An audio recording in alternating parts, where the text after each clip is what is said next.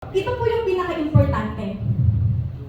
Kahit gaano kalaki, kahit ilang bilyon pa yung probiotic na available sa market, kahit gaano karaming strains, kung hindi po siya acid resistant, walang silbi. Bakit?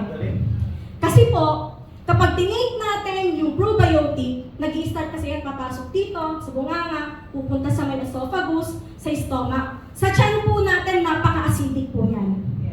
Meron pong hydrochloric acid na yung hydrochloric acid na yon, siya po yung lumulusaw sa mga pagkain na kinakain natin. Bakit nagkakaroon ng irritable bowel syndrome yung iba? O kaya naman bloatedness. Kasi alam niyo po ba na ang first stage of digestion is nag-i-start yan sa bunganga natin. Kapag sino mo yung ano. Kadalasan minsan dito, aminin nyo yung mga nagmamadali, no? Isang nguya, lunok agad. So, si hydrochloric acid po ang responsible para lumusaw dun sa mga kinakain natin. Lahat ng mga kinakain po natin. And may narinig pa nga ako, nagsabi na yung metal din, kayang lusawin daw ng acid sa katawan natin. Hindi po talaga yung totoo. Well, partly totoo naman. May kaya naman siyang lusawing metal. Ano nga ba yung metal na yun? Metal boss ng kamote.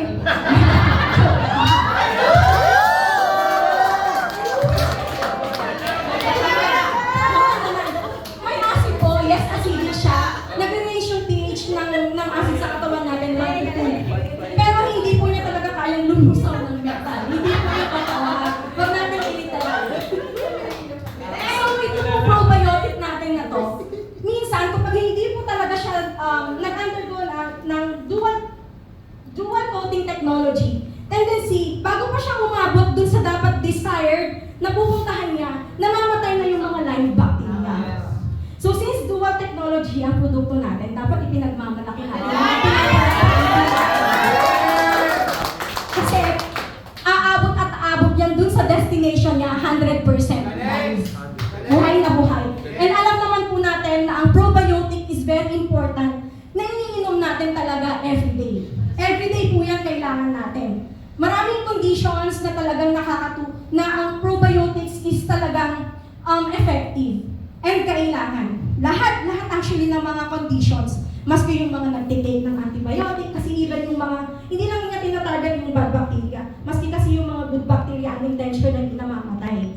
So, right after mag-take tayo ng antibiotic, kailangan supplyan natin yan ng probiotic para ma-replace yung good bacteria